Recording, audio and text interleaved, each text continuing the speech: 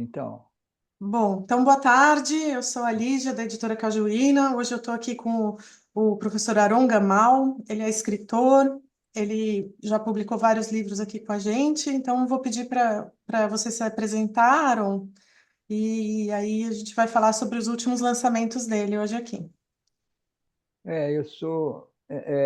eu me chamo Aron, né, Gamal, como está nos livros. Eu já lancei 3 ou 4 livros, agora tem que calcular, né? Acho que até 5, pela editora Cajuína, e dentre eles tem um infanto-juvenil e 3 romances, sendo que esses 3 romances constituem uma trilogia. Então, nessa trilogia, a gente vai discutindo vários assuntos da nossa vida contemporânea. Eu não sei como dizer, né? Se a Lígia fizer algumas perguntas, talvez facilite um pouco. Eu, É, então, não sei, Aron, você podia falar um pouco do seu processo de criação, né? Os seus romances têm muita ligação entre a vida cotidiana, a vida comum e a literatura, né? então, é esse terceiro livro, chamado Lucarna, que foi lançado agora, ele é resultado desse processo de escrita da trilogia. Quando eu escrevi o primeiro livro da trilogia, que se chama Sofia e os Servos, ainda não tinha a intenção de escrever uma trilogia. Eu não sabia nem se ia dar certo o, o primeiro livro, porque o meu processo de criação não possui assim um planejamento arquitetônico, porque há escritores que traçam toda uma arquitetura de um romance para depois escrevê-lo. Eu até admiro quem trabalha assim, mas até agora o meu planejamento existe, mas não é tão detalhado. Daí que eu escrevi o primeiro, que era uma experiência devido ao período do Covid, mas o Sofia Servos ele não é ambientado no período do Covid. Ele acaba quando o Covid chega. Então, eu narro mais ou menos uma história de 2019, que tem a ver com a minha vida pessoal, mas ao mesmo tempo tem uma criação em cima dessa vida pessoal. Eu não sei se poderia se chamar isso. Uma amiga minha falou que era uma autobiografia. Eu não digo que é uma autobiografia, porque tem coisas ali que são ficções. Poderia ser uma autoficção, com às vezes mais ficção do que a minha própria vida, porque eu dou ao personagem o meu nome. Nos 3 livros, o personagem tem o nome do autor, então eu propositalmente causo um pouco de confusão com esse personagem. As pessoas pensam que tudo ali aconteceu comigo, mas não é bem assim. Então, o primeiro livro ele foi escrito naquele período em que a gente ficou em casa, começou a trabalhar à distância, então tinha muito tempo livre, não podia muito sair na rua, então eu imaginei uma situação e fui escrevendo a partir dali. E esse foi o primeiro livro, é uma experiência que tem a ver com a própria influência da literatura e das artes na, na vida, na nossa vida, na vida do ser humano. O processo de criação foi esse, foi pegar o notebook e pensar assim, como é que eu vou começar? E eu comecei e dali um capítulo foi puxando o outro. Não é? Quando a gente está, principalmente naquele período do Covid, muita gente falava na televisão, em entrevista, que ia concretizar projetos que tinha em mente, nunca tinha concretizado, porque teria tempo a partir dali. Eu pensei nisso.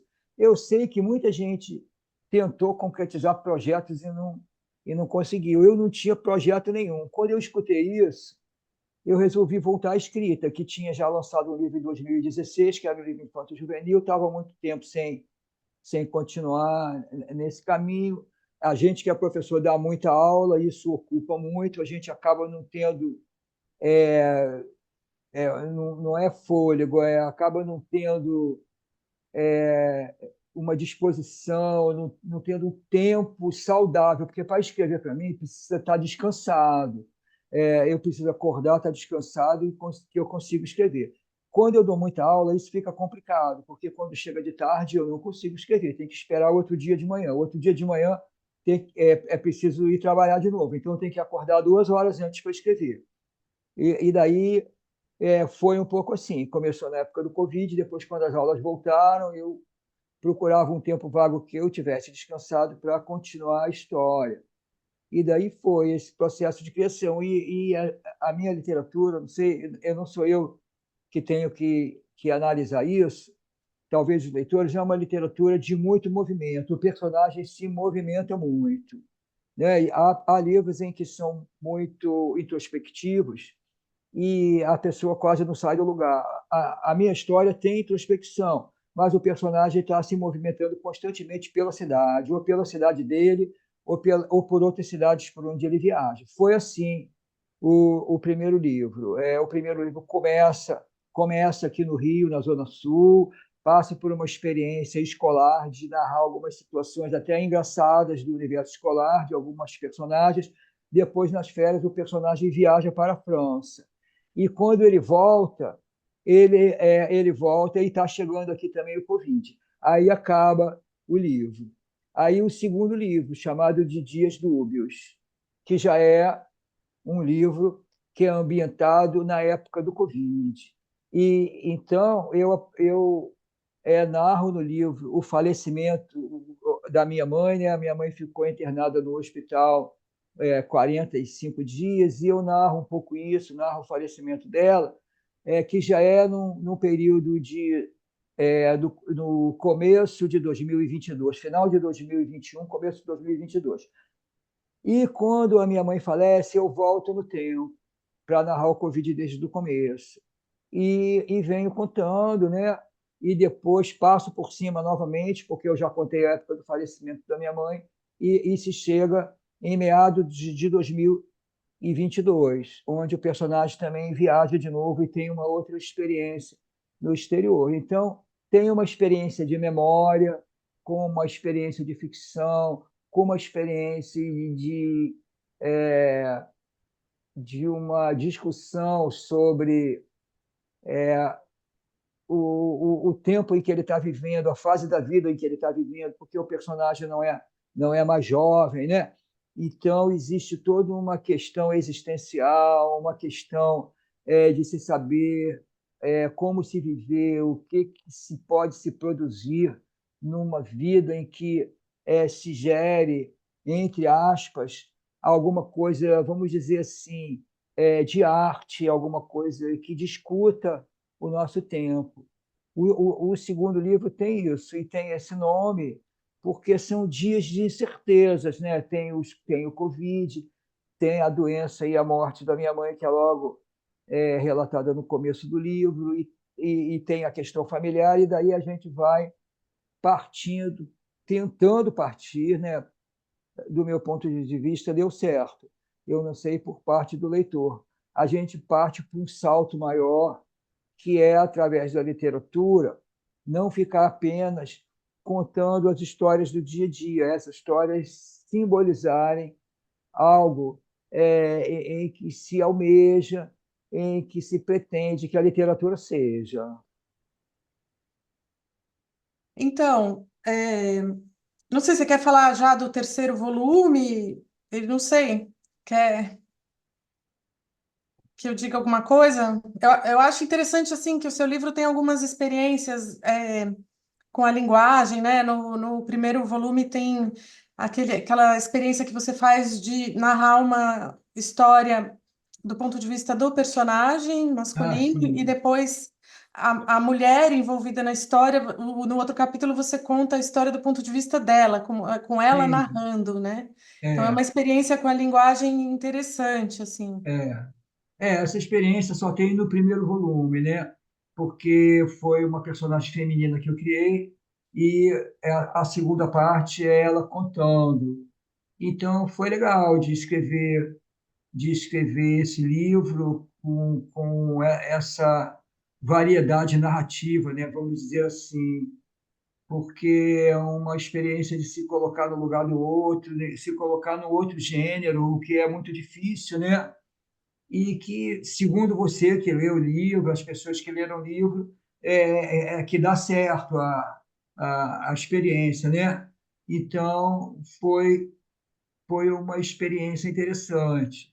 É diferente da experiência da poesia, né? Existem muitos poetas, escritores de poesia, em que eles têm vários eu líricos, né? Eu poéticos, e eles conseguem, né? Já o romancista é, sempre foi muito forte a questão do narrador, né? O narrador ele tem assim uma certa autoridade. Quando você muda muito o narrador, você fica meio temeroso de que aquele outro narrador que você coloca ali, se ele vai conseguir segurar a narrativa como estava no começo, ou se a narrativa vai decair.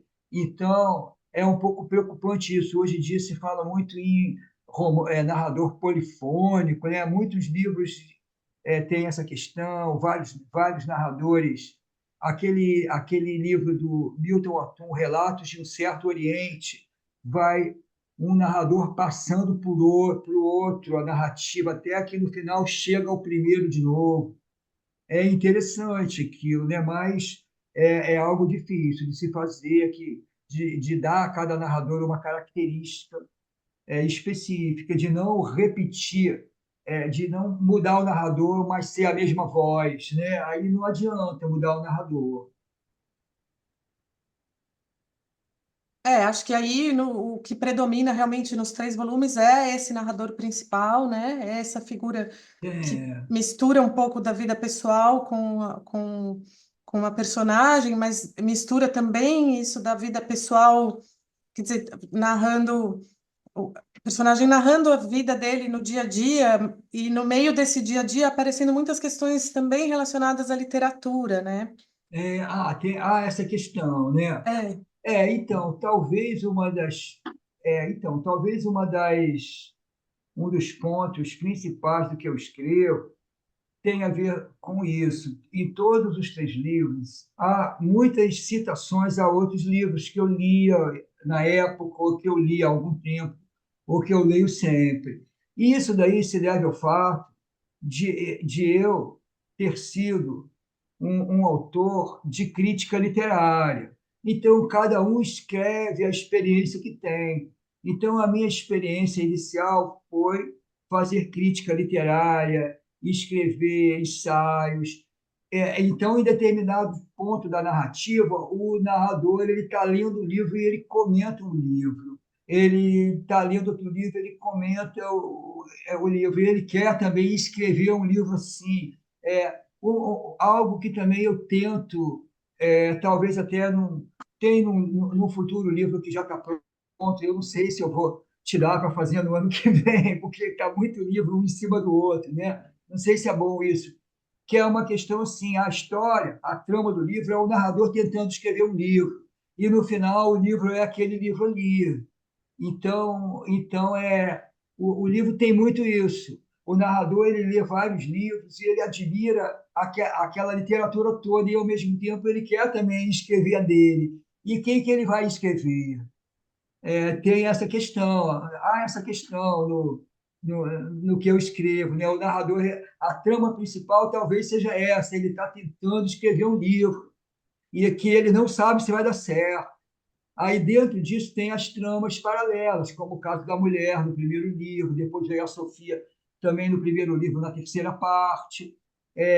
No segundo entra um pouco a minha família, e entram as viagens, e por aí vai. Aí, quando chega no final, se ele não conseguiu escrever aquele livro, ele explicou um pouco e descreveu como é que ele escreveu o anterior. Né? Tanto é que o Lucarna não é contando o final, mas o Lucarna acaba o personagem lendo o começo do livro, não é?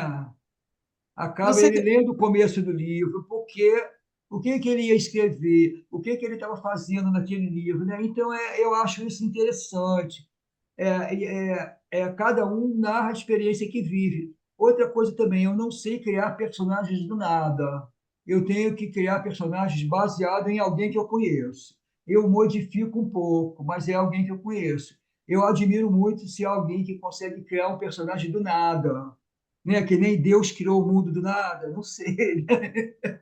Como é que Deus criou a gente? O escritor é um pouco Deus, né? Que ele escreve um romance, ele cria ali um mundo naquele romance, né? Não, lógico que, de um ponto de vista literário, né? Não estou querendo entrar com questões religiosas, mas ele cria aquele universo.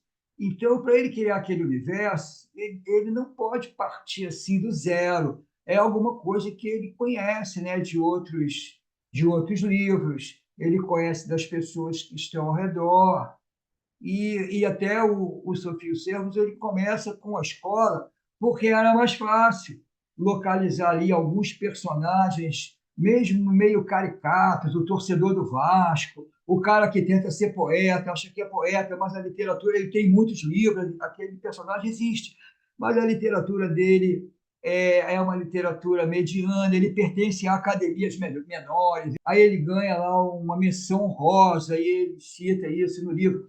Então, a gente narra todo um universo, né? E depois tenta sair do universo da escola para não ficar um livro de escola, né? E então daí se pergunta o que é a literatura? É a gente pegar o que a gente vive no dia a dia e colocar no livro?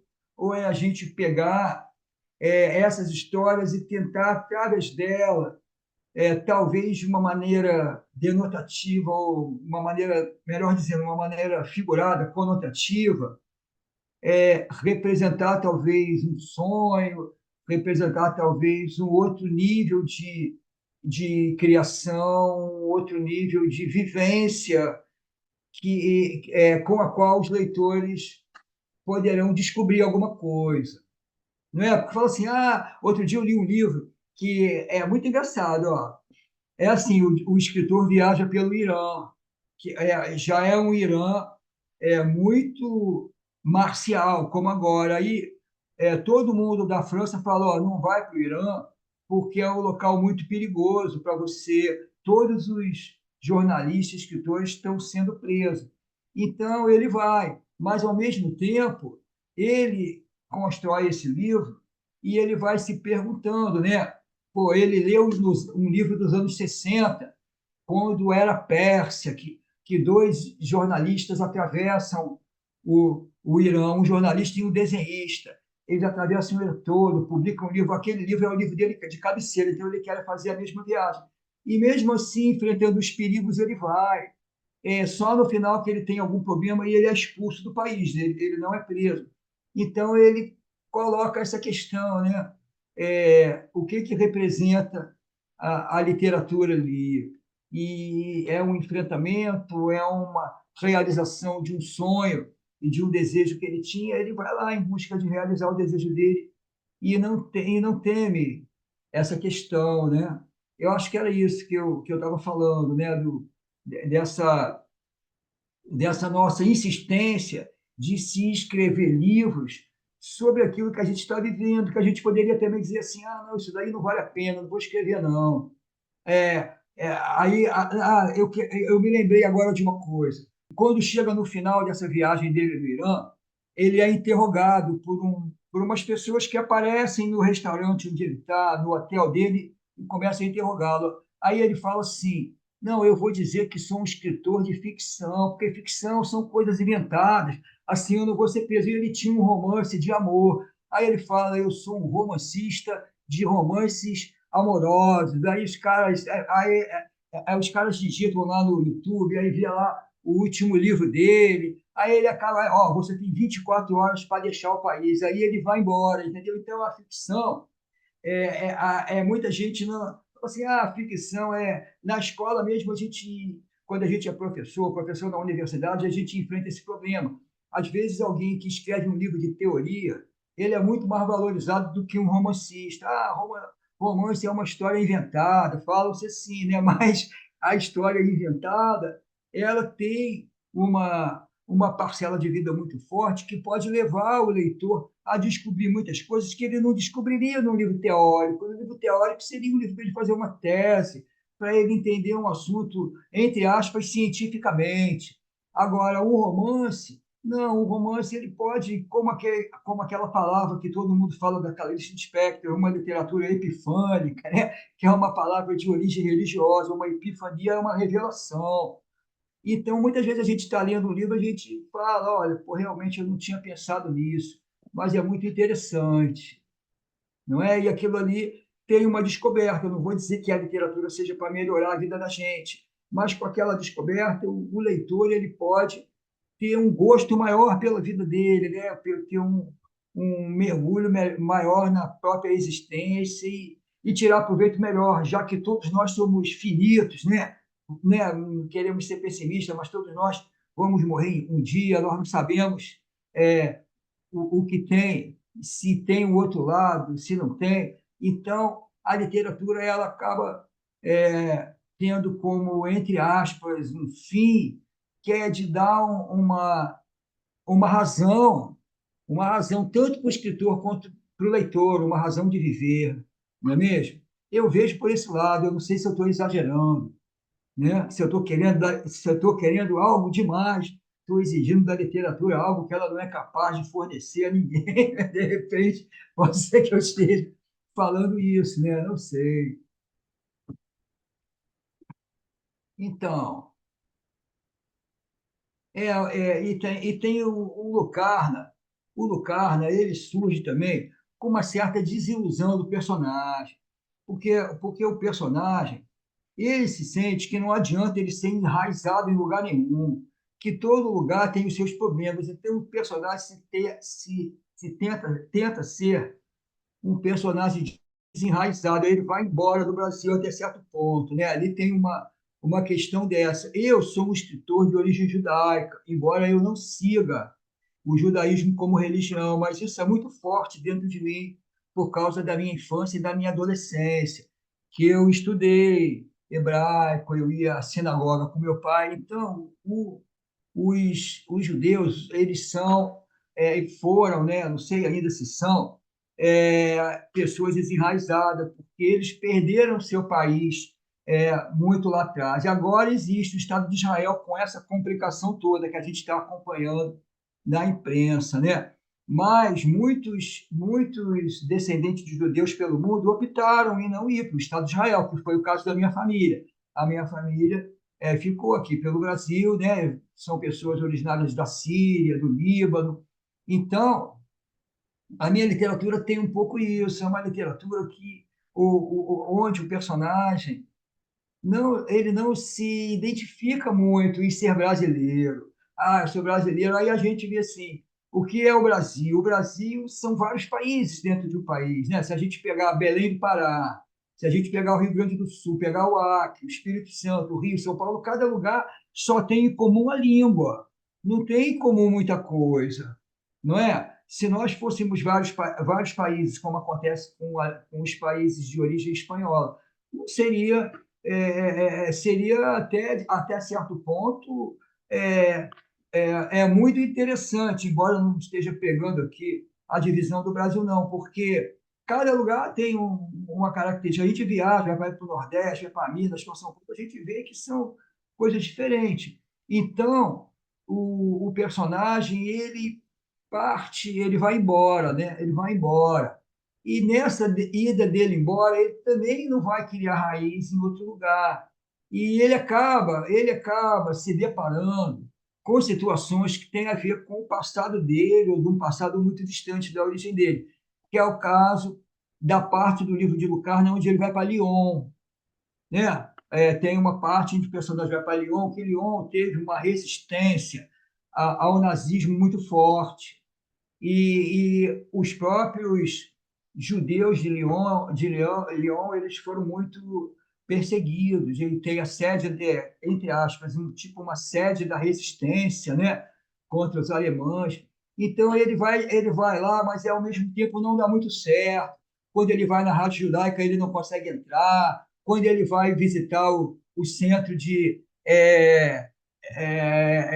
do Holocausto que tem lá também é uma coisa que para ele acaba sendo meio artificial e ele vai encontrar um diálogo maior com pessoas que não têm muito a ver com isso e são ao mesmo tempo desenraizadas, não é? Aí ele volta o personagem, é lógico que isso é um mergulho no passado, aí ele volta para o presente, ele está lá em Paris, e ele reencontra a polonesa que está escrevendo a biografia de um personagem iraniano que se suicidou em Paris. Essas histórias todas existem. Isso tudo é realidade. O livro Lobo Sole, a La Chouette Aveugle, que é a coruja cega do Sadek, também existe. É um escritor proibido até hoje no Irã, porque ele discute problemas que as autoridades não desejam. Então, eu trouxe para a literatura uma porção de desenraizamento. É porque eu acho que a função da literatura, se é que a gente pode usar essa palavra, é discutir isso. Poxa, é discutir a literatura, é o local onde não se dá como é que a gente poderia dizer? Onde não se dá a configuração confortável da vida real, onde sempre há um local que está se movendo, um local inseguro, que é e não é ao mesmo tempo. Então, tem esses personagens todos. Agora, tudo bem, eu não sei, eu tentei, eu escrevi, está lá. Eu tenho alguns amigos meus que já leram o livro, que gostaram muito, até um professor de história entrou em contato comigo ontem, quer entrar em conversar comigo, que ele gostou muito do livro, ele já acabou de ler o livro. Então, eu acho que até certo ponto eu consegui essa questão de trazer toda uma discussão muito complicada numa época em que eu não sinto nada disso, mas uma época em que predomina redes sociais, tudo fragmentado, predomina vidas em grupos que não são nem mais em países, a pessoa vive aquele grupo, todo mundo junto. Não é? Na rede social tem gente que é assim dia e noite. Não se discute isso no livro. Isso é uma coisa que eu acho que prejudica a literatura, porque a pessoa não lê um livro mais como ela leria, de uma forma completa, de uma forma. Muita gente começa a ler um livro e não termina porque tem muitas coisas fragmentadas para fazer no seu dia a dia de hoje, né? O livro não discute isso, mas a literatura, até mudando um pouco de assunto, ela enfrenta esse problema. Nós temos a sociedade do Twitter, do Instagram, do Facebook, que não é uma sociedade romanesca, em termos de uma história que sequer completa, pode até não se dar, que sequer completa, entre aspas, que o Ulisses Joyce também não é completo. Mas, ao mesmo tempo, o ser humano se perde nessa fragmentação e a literatura ela já se torna algo um pouco difícil para pessoas que vivem, né? A gente vive com o celular aqui do lado, aí a gente está lendo o romance, o celular acende, aí a pessoa vai lá ver o que apareceu escrito. Com a Lígia não acontece isso, porque a gente manda uma mensagem, ela responde 6 horas depois, né? É bom ser assim, mas muita gente não é. Eu tenho um colega meu que fala, não, eu tenho um colega meu que falou isso para mim outro dia, ele é professor de sociologia. Não, a minha capacidade de leitura até diminuiu com essa coisa do celular, de toda hora uma mensagem, a gente fica preocupado, antes não havia essa preocupação. Então, a literatura ainda tem esse problema, a leitura tem esse problema. Eu acho que é por isso que muitos países estão começando a proibir, né, nas escolas. A Itália falou que a partir de setembro, celular na escola não vai ser mais permitido. Não sei, não sei. Vamos ver se vai dar certo, né? Porque para vencer Microsoft, Google, Apple, Facebook é um pouco difícil, né? Que eles estão aí muito fortes, né? Não sei se isso se dá assim. Fugir um pouco do livro, depois ele já tira isso. Tudo bem. Isso daqui é bom que seja uma discussão sobre tudo, né? Tudo que a literatura permite, né? Que você lê o livro também, você pode falar alguma coisa e eu completar, né? Acho que Complementar. sim, Aron, fundamental isso, né? Você está falando sobre a função da literatura, sobre como que ela ajuda o ser humano, como que ela pode dar essa unificação também, né? Do sentido da Então, vida, né? Que está sendo tão desafiado mesmo. E Não sei, acho que você podia falar um pouco mais desse um livro lendo outro livro, né? Você já falou um pouco assim, mas acho que os seus livros têm muito isso de um livro narrar a escrita do outro, né? É, Do talvez anterior. eu fique fazendo isso a vida toda, né? O livro sempre narra como é. Isso é uma coisa um pouco cômica, se fizer isso a vida toda. Não vai ser assim, não. O livro conta como o autor escreveu o livro anterior, né? Então, a sorte dele é que ele conseguiu escrever o primeiro, porque aí o segundo ele já narra como ele escreveu o primeiro, o terceiro ele narra como ele escreveu o segundo. Mas no terceiro, ele acaba de escrever o segundo e ele fica no vazio. Aí tem aquele final que a gente, né, a gente não é bom falar aqui, porque senão vai estragar um pouco. Agora, é um processo circular em que ele acaba tudo, mas no final ele acaba discutindo também o terceiro, que ele está determinando. Então, essa é muito engraçado isso, né? O leitor ele descobre muitas coisas sobre as quais a gente não pensou. Você falou isso, né? Um livro fala do outro. Há uma amiga minha e da minha mulher, que sempre conversa com a gente, ela também é escritora, só que ela é mais de artes visuais e poesia, é uma poesia misturada com artes visuais, é uma coisa muito de vanguarda, que até é difícil de entender, ela mesma acha. Aqui tem uma escola de artes visuais do Parque Lage, ela pertence a essa escola, ao mesmo tempo ela é poeta. Ela falou para mim assim: você encontrou um jeito bom de escrever literatura, você vai narrando os lugares por onde você passa. Então, para ela, o livro foi isso. Para outro, é um livro de viagens, como tem um escritor francês chamado Le Clézio, que ele já ganhou o Prêmio Nobel de Literatura. Ele é considerado isso, um escritor que ele vai para a África, aí escreve um livro sobre o lugar que ele está. Mas eu vejo algo mais na literatura dele. Então, o leitor também às vezes vê isso. Não, olha só, eu li o seu livro, é como se eu estivesse andando pelas ruas de Paris. Eu falei até de brincadeira, Paris é uma festa, porque tem o livro do Hemingway, né, que também é isso no Entre Guerras. Né? Eu até cito a foto lá no Le Select, que tem eles lá na parede, a foto daquela época que os restaurantes são muito antigos. Então, existe essa questão: um livro puxa o outro, e, ao mesmo tempo, na medida que ele puxa o outro, existe uma preocupação sobre o cenário onde acontece esse.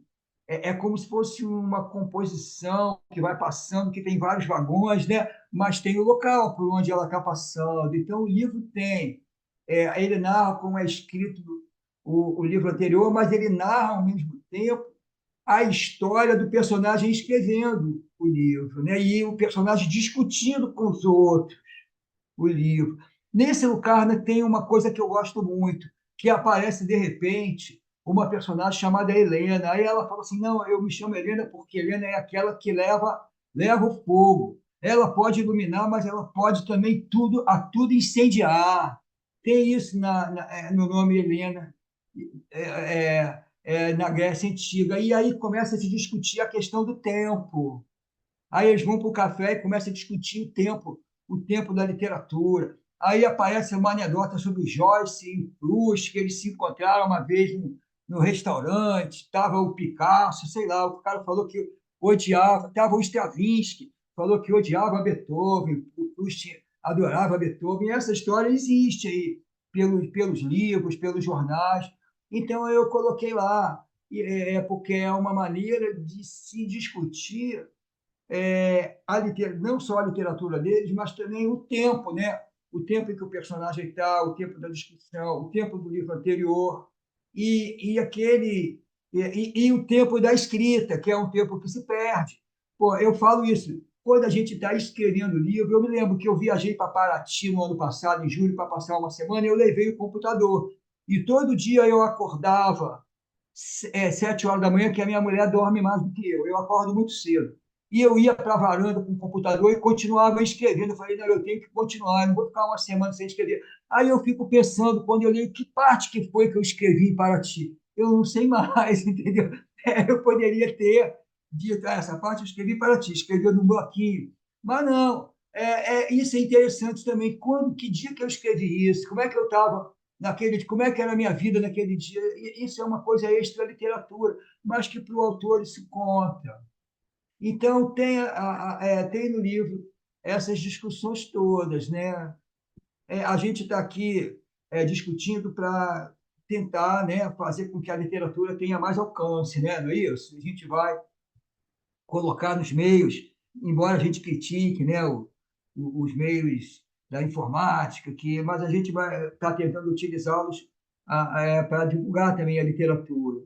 Então, é, o, essa questão, tudo que a gente pode sentir, né? O que, que o autor sente na hora que ele está escrevendo.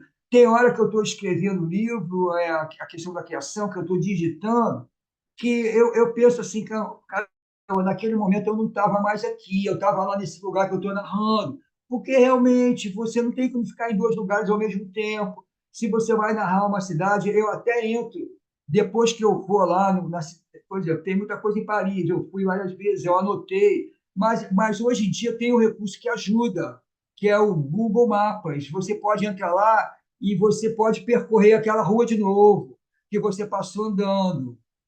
Então, você não é a mesma coisa, porque quando você viaja, tem o ar local, tem os barulhos locais, o ar local, você respira, você escuta as pessoas falando, é muito diferente. Mas, quando você acaba criando uma situação em outro lugar, você acaba se transferindo para lá. Eu tenho esse livro que eu terminei, que vai ficar um pouco menor, ele é ambientado na Itália, em Roma e em Florença. É, também é assim, um pouco o personagem andando pela cidade, só que tem muito presente as obras, né, a Pietà, o Davi de Michelangelo, isso já é uma outra coisa que fica uma surpresa para depois. Um problema que eu sinto, que é um problema meu, é até da criação literária, que pode se aproveitar para os outros autores. Por exemplo, quando você cria diálogo e você usa o pronome você, é muito difícil de você não repetir o pronome. Então, às vezes, numa fala de diálogo, aparece o você duas vezes, porque quando nós falamos, por exemplo, se nós falássemos na segunda pessoa, tu vais, aí depois falaria assim, o que achas? O você a gente não fala isso, o você a gente coloca ele de novo para falar. Então fica um pouco repetido o pronome você, né? Em alguns diálogos. Talvez eu tentei diminuir o máximo possível, mas há essa questão, o português do Brasil é o português que usa muito você. Às vezes a gente mistura o você com tudo no diálogo. Há até livros que vêm escrito isso, aquelas traduções do 2666, daquele escritor chileno, como é que é o nome dele? Que tem Detetives Selvagens, é um cara muito famoso aí, daqui a pouco eu me lembro. Tem escrito lá, esse livro adotou de utilizar a segunda pessoa misturada com a terceira propositalmente, porque é assim que os personagens falam. Aí vem isso escrito no rodapé, logo no começo do romance, não é? Então, hoje em dia se mistura muito, né? Porque o você é um pronome de tratamento, então se usa a terceira pessoa do singular, né? Por exemplo, existem outros pronomes de tratamento, Vossa Excelência, Vossa Santidade, tudo se coloca o verbo da terceira pessoa. Ou você coloca também. Aí, quando se está conversando, de repente, fala assim, mas tu fizeste isso. Aí fala, tu fez isso. Tem gente que ainda fala isso, não é nem tu fizeste. Eu acho que é no Pará, né? Tem um estado aí que se usa muito. Eu tive uma amiga no mestrado que ela veio de um estado desse, em que ela usava, tu fizeste, tu escreveste, mas fora ela, eu não me lembro de ninguém. A gente fica entre cair numa coisa muito formal ou numa muito informal, né? Inclusive errando, com erros, né? Então é complicado o português nisso, né? Principalmente no romance, que você tem muito diálogo. Aí como é que faz, né? vai escrever errado e passar para frente esse erro, ou sei lá, né? O leitor às vezes pensa, se está no livro é assim, né? Como é que Então, é delicado, às né? vezes no diálogo a gente tem um pouco mais de condescendência, porque eu vou botar o personagem tudo falando com ênclise, com mesóclise, pô, as pessoas não falam assim, fica muito artificial. Aí começa a comer, né? Que nem o poema do Oswald. Me dê um cigarro aí, eu não sei o que, em vez de falar dê-me um cigarro, né? Essas coisas. Eu acho que na Companhia das Letras isso nem se discute mais. Já tem lá um meia no começo da. O problema é que a gente começa a esquecer como é o correto, né? À medida que os Começa. livros Que reproduzem advérbio atrai demais. pronome, né? Oi? O advérbio atrai pronome, não é isso? Os pronomes demonstrativos também, né? Tudo tem essa questão. O gerúndio, o pronome tem que ser depois. As pessoas começam a perder isso, né? É, é isso aí. É um momento do mundo assim de transição, né? Acho que a língua está em transição, a literatura, tudo, né? A sociedade. Tem gente que fala que a literatura vai acabar, né? O Ferreira Goulart, ele já discutia isso, da poesia, é, e também tem uma coisa que eu questiono muito. Por exemplo, eu dou aula de literatura numa escola, mas eu acho que os professores estragam a literatura na maioria das vezes. A literatura, como ela é ensinada na escola, ela muitas vezes faz o aluno não gostar da literatura, sabe? Tinha que ver, é preciso ver não é uma nova fórmula, mas é uma abordagem não histórica, porque os programas de literatura são muito históricos, barroco, arcadismo, é, romantismo, tudo tem parnasianismo, então fica um pouco complicado isso. Aí tem que falar do contexto histórico, poderia se mudar isso. Inclusive no Enem, as questões não são mais históricas, elas são questões eles pegam dois autores de época diferente e pedem para encontrar ou semelhanças ou dessemelhanças, vamos dizer assim, e marcar a opção que aquilo se concretiza de uma forma maior, vamos dizer assim, mais intensamente. Então eu falo isso quando eu dou aula, eu tento desfazer isso, porque é tão bom. O aluno lia um poema, lia um livro, aí ele chega na escola, ele tira nota baixa na prova de literatura, ele passa a não gostar mais da literatura. Pô, eu gostava tanto de ler, eu li tantos livros, agora tudo que eu respondo aqui está errado. Às vezes acontece isso, né? Então eu tento ver um jeito de que os alunos leiam e fiquem felizes, apesar de que na escola nunca dá para ler um livro inteiro, principalmente no ensino público. Não dá para ler um romance no ano, dois romances. Na escola particular ainda dá, porque tem no programa, mesmo assim, eles pegam o romance e transformam numa exposição, transformam num curta-metragem, e eles fazem um trabalho. Não é a literatura pela literatura, é a literatura em vias de se dar em outra linguagem, fazer uma releitura. Existe muito essa discussão. Então, A leitura tem uma dificuldade, eu acho, assim, né? Sempre você demora a engrenar num livro, você tem um isso. esforço, isso da concentração, do tempo que leva, e esse apelo do vídeo, né? Que é rápido, que acaba logo, que já conta logo tudo, ou que te distrai, você não precisa pensar, você não precisa se esforçar para acompanhar, né? Para ler, como no caso da leitura. Então, só que ao mesmo tempo a satisfação, né, que quando depois que você entra num livro, né, o universo que ele abre na sua mente assim é muito maior, né? É, É muito mais livre, é muito mais rico, mas tem um custo e acho que a gente está num momento que as coisas são mais, a gente quer tudo mais fácil, né? A gente já quer o que já está digerido, o que já se apresenta de forma mais rápida. Então tem um desafio assim em criar o gosto pela leitura, né? eu falo até para os alunos assim, ó, que todo diretor de cinema, ele é louco por encontrar um livro que ele fala assim, pô, esse livro eu vou fazer um filme, porque é difícil de você ter uma boa história. Então, todo diretor de cinema, ele sempre está à procura de um bom livro.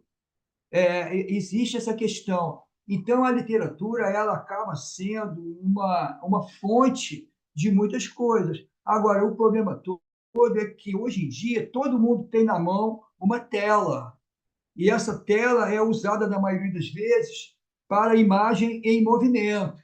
Não é para ler, que também você pode usar a tela para ler um e-book.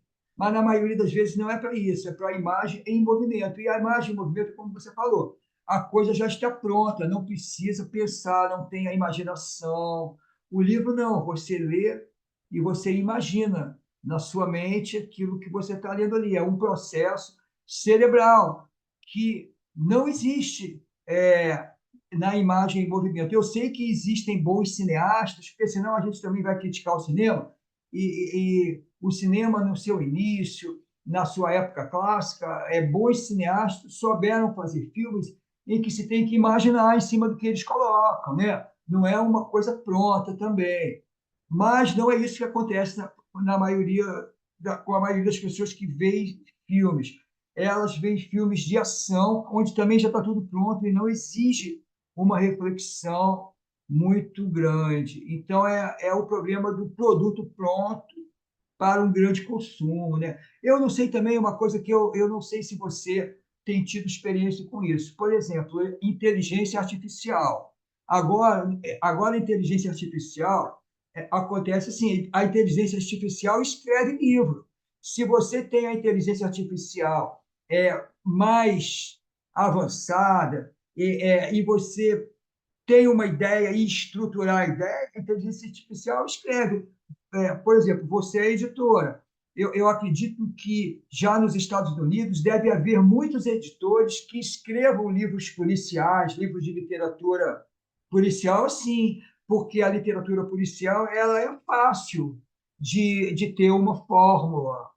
Pode ser até que uma literatura policial mais complexa, com outros dados, não. Mas pode-se criar escritores fictícios e a inteligência artificial escrever um romance policial. Você coloca o personagem, como é que você quer o personagem, qual é a trama principal, que ela escreve.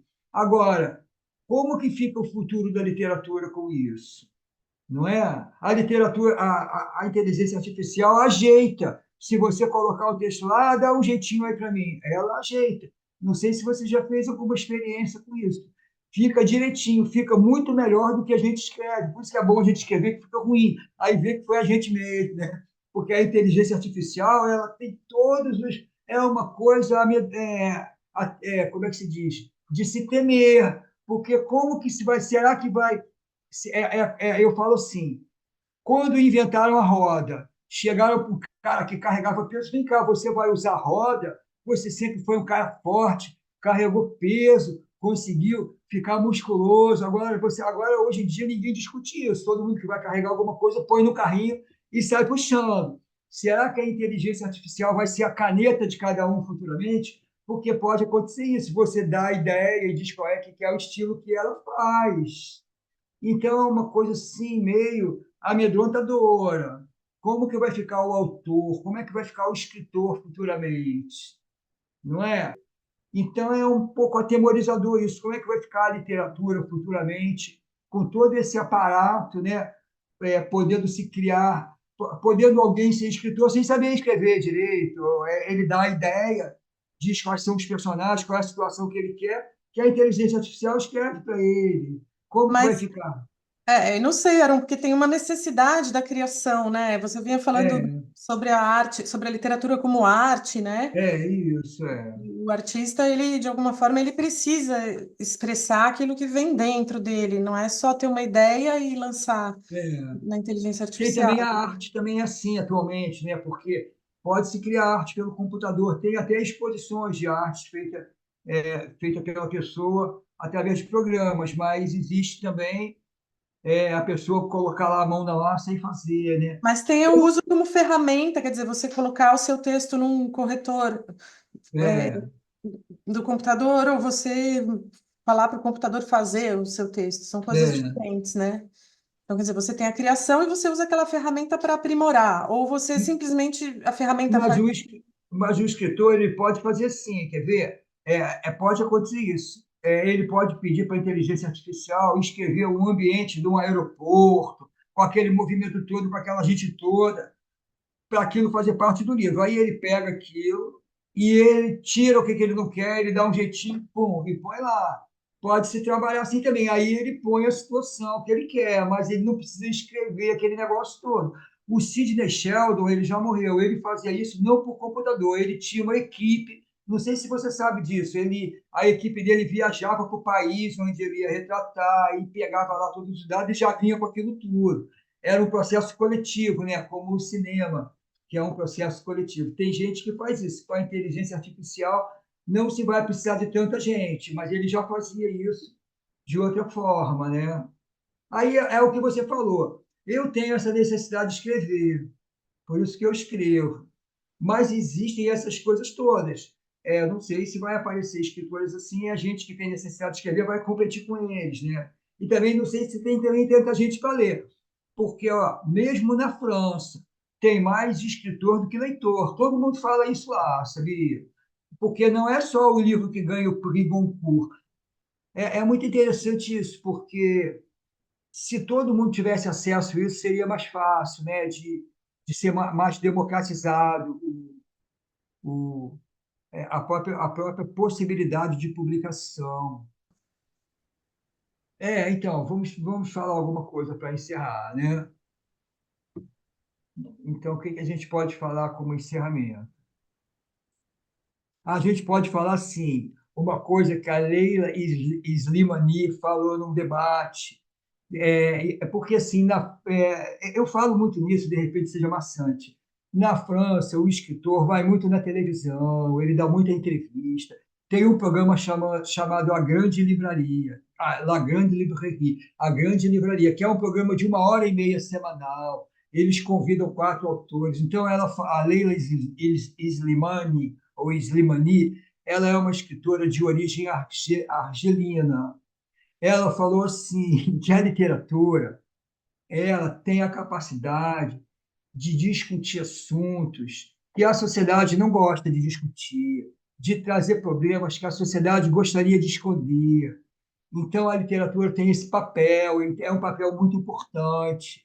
E as outras áreas, muitas vezes, querem dar vamos dizer assim, na nossa linguagem, querem plastificar, invernizar o mundo. Né? A literatura não é assim. A literatura, ela traz assuntos desagradáveis, ela quer discutir assuntos desagradáveis, ela traz aquilo que quer ser escondido. Hoje a gente tem muito o mundo da eficácia, o mundo infalível. A literatura está sempre mostrando a falibilidade, né? Falibilidade do nosso mundo. Então, é importante o papel da literatura nesse contexto. Ela tem essa capacidade. Muitas vezes, nós mesmos, como escritores, não temos tanta capacidade assim, mas o que nós escrevemos acaba mostrando algo que a sociedade não gostaria de discutir, que é algo que a ideologia vigente não gostaria de ter aquele percalço, e a literatura mostra aquele percalço. Né? Como o Drummond fala, vai, Carlos, ser gauche na vida. O gauche é alguém que não segue o pensamento geral da época, não segue a ideologia da época. É o cara, bom, peraí, a gente não pode embarcar nessa canoa, todo mundo junto nessa canoa.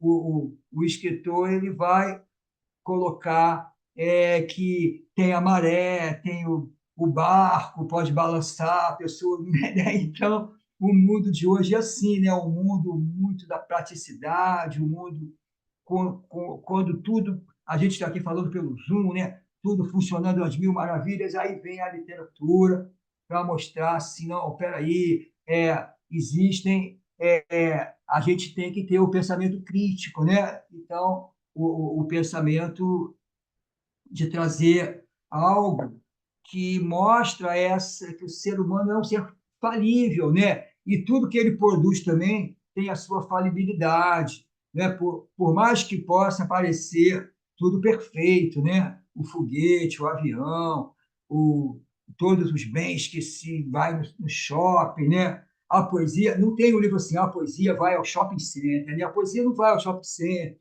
Ela pode até, o poeta pode até ir, mas quando ele vai escrever, ele não vai escrever isso, não é? Então, é para mostrar, a gente pode até terminar falando isso. Eu não sei se eu estou conseguindo é, transmitir isso, e se eu estou querendo, repetindo aqui, estou querendo da literatura algo além do que ela possa oferecer, né? O escritor, ele acredita na literatura. Se ele não acreditar, ele não vai ser escritor. Então, não é que a literatura seja Deus, nem seja uma religião, não é isso, não é um dogma a literatura. A literatura tem diálogo com outros setores do conhecimento. Né? Eu tenho uma amiga que fala assim, no tempo em que eu lia romances, né, eu acho isso uma coisa tão... Porque ela não lê mais romance, mas ela vê série na televisão, que substitui, né? Que se substitui. Então, o romance, ele é presente, ele é necessário, a ficção é presente. Então, está aí o papel do escritor, né? É isso. Lígia, um beijão, muito obrigado, tá? E se quiser falar Obrigada, Aron.